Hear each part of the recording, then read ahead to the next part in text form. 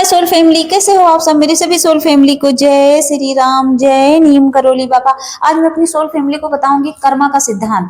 क्या होता है कर्मा का सिद्धांत? इंसान कहता है कौन सा ऐसा कर्मा होता है जिसका फल मिलता है। तो देखिए, मुझे इस बारे में इतना ही कहना है कि सच होता है कर्मा का सिद्धांत, और सच में आपके किए हुए कर्मों की सजा मिलती है। कहता नहीं इंसान जो बोया है वही काटेगा, और इसीलिए इंसान कहता है कि ऐसे कर्म करो कि आपको कोई मतलब उसका गलत इम्पैक्ट ना पड़े, आप पर कोई पाप कर्म ना भोगना पड़े। इसीलिए कहते हैं इंसान अच्छे कर्म करो, इसीलिए इंसान कहता है कि सत्कर्म करो, इसीलिए कहता है भक्ति करो, इसीलिए कहता है कि बेजुबानों की सेवा करो। क्योंकि कर्म बहुत ज्यादा हमारे ऊपर डिपेंड होता है कि हम क्या कर रहे हैं, कैसा कर्म कर रहे हैं, क्योंकि वही रिवर्स होके वापस आता है। क्योंकि यूनिवर्स से ब्रह्मांड वही देता है जो हम दूसरों को देते हैं, जो हम करते हैं। अच्छा करेंगे अच्छा, बुरा करेंगे तो बुरा। तो इस पे मैं आपको एक कहानी सुनाऊंगी कर्मा के सिद्धांत पे, कि एक महिला होती है, तो वो शादीशुदा तो रहती है। तो क्या होता है कि उसके 7-8 साल तक बच्चे नहीं होते हैं। अब बच्चे होते नहीं है तो परेशान रहते हैं, मुझे बच्चे क्यों नहीं दिए हैं। और वही है कि कर्मा का ही सिद्धांत था, लेकिन ये चीजें उसे पता नहीं थी। क्योंकि कोई इंसान जब भोगता है ना अपने कर्म का दंड, तो उसको पता नहीं रहता है, वो सोचता मुझे ये सजा क्यों मिल रही है। वो और उसी कंफ्यूजन में वो औरत थी। तो बच्चे नहीं हो रहे थे, काफी दिन बीत गया ऐसे, और वो बहुत उपाय कर ली, नहीं हुआ। फिर एक संत के पास गई, एक साधु के पास गई।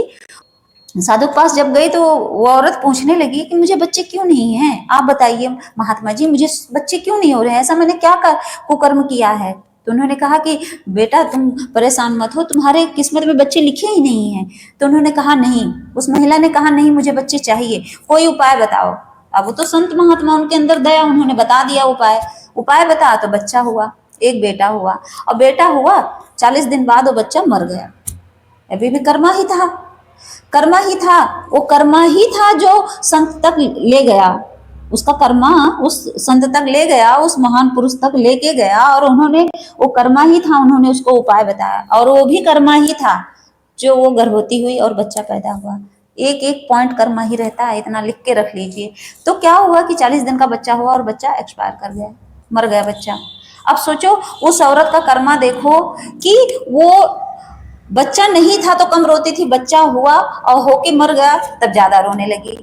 होता नहीं है, कई के लोग कहते हैं हे भगवान उससे अच्छा दिया ही ना होता।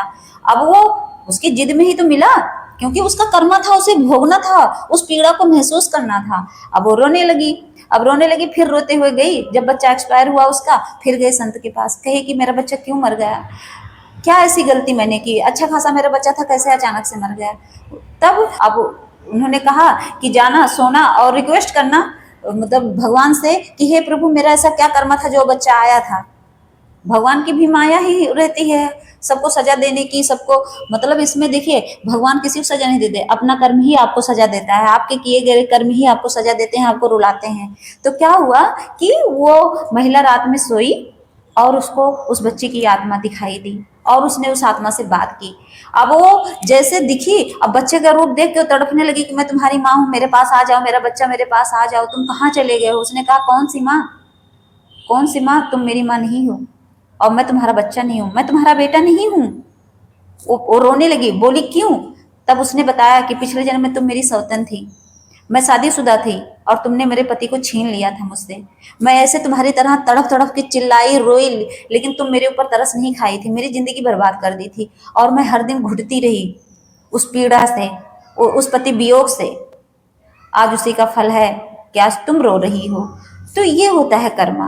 कर्मा ऐसे ही वापस आता है, किस भेष में कर्मा वापस आ जाए कुछ पता नहीं रहता, और कैसा रंग बदल के आता है। कभी आपके बच्चे के रूप में आता है, कभी आपकी पत्नी के रूप में, पति के रूप में, माँ बाप के रूप में। कर्मा का सिद्धांत सबसे अलग है, क्योंकि कर्म के जो कर्मा का सिद्धांत होता है ना, इससे कोई नहीं बच पाता। और भगवान आपके अपने द्वारा ही जब हट कराते हैं, ये भी कर्मा का ही सिद्धांत होता है। जब आपका पति आपको मारता है, ये भी कर्मा का ही सिद्धांत होता है। जब आपके पिता, आपकी मम्मी पापा, ये लोग जब आपका नहीं सुनते हैं, कर्मा का ही सिद्धांत होता है। पिछले जन्म के किए गए कर्मों की सजा होती है। और कई कई लोगों के मम्मी पापा कितना सुनते हैं, सोचिए कितना प्यार करते हैं अपने बच्चों से, लेकिन उन बच्चों का क्या जिनके मम्मी पापा करते ही नहीं। इसका मतलब पिछले जन्म का कुछ कर्मा ही तो रहता है, उसका हिसाब किताब करने तो आना ही पड़ता है।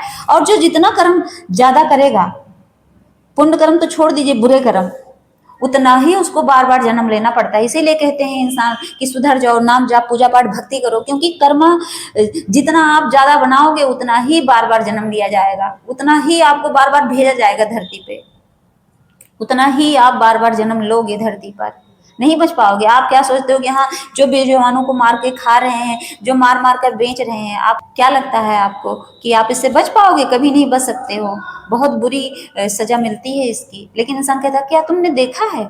मैंने देखा है, मुझे पता है। जिसको फील होता है ना, जो एहसास करता है वो कभी गलत करता ही नहीं है। यही चीज आपको फील करनी है कि हाँ सच में कर्मा का सिद्धांत होता है।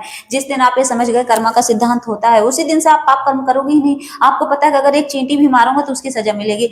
आपको पता है कि अगर मैं किसी को एक गाली भी दूंगा तो उसकी भी सजा मिलेगी, क्योंकि कर्मा ना इतने बड़े तिनके से भी होता है। अगर आप ऐसे किसी को नाखून मार दो उसका भी कर्मा होता है। इसीलिए कहते हैं कि एकदम पॉजिटिव रहना चाहिए, कभी किसी को हर्ट नहीं करना चाहिए। आप किसी को गाली देते हो उसका भी लौट के ही आता है, कुछ भी हो, किसी को आप शब्द बोलोगे वो लौट के आएगा। मतलब कर्मा का सिद्धांत ऐसा होता है ना कि वो कहीं ना कहीं से लौट के आपके पास आता ही आता है।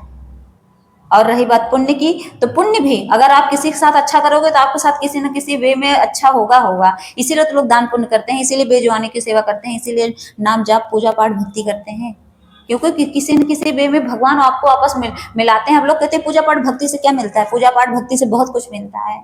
जो चीज आपके पास नहीं है वो भी भगवान दे देते हैं, वो कर्मा ही तो है। क्योंकि अगर मान लीजिए आपने कोई पाप कर्म किया है, नाम जाप से ना पाप कट जाते हैं। इसीलिए कहते हैं कि पुण्य करो, अच्छे कर्म करो, नाम जाप करो। और बेजुबानी की सेवा तो समझ लो बहुत ज्यादा पुण्य का काम करती है, आपके बहुत ज्यादा पाप कर्म कट जाते हैं। इसीलिए लोग कहते हैं कि करो, दान पुण्य करना चाहिए, इसीलिए तो कहा जाता है। तो आप भी अपने अच्छे कर्म करिए, नाम जाप पूजा पाठ भक्ति करिए, बेजुबानों की सेवा करिए और अपना कर्म सुधारिए, पाप कर्मों से बचिए, अच्छे कर्म करिए। आप अपने अच्छे कर्म का जो घड़ा है वो भरना शुरू कर दीजिए और पाप कर्म का जो घड़ा है उसको खाली कर दीजिए। तभी आप एक अच्छे इंसान बनेंगे, एक अच्छे मनुष्य बनेंगे, तभी आप एक भक्त बनेंगे। जय श्री राम, जय नीम करोली बाबा।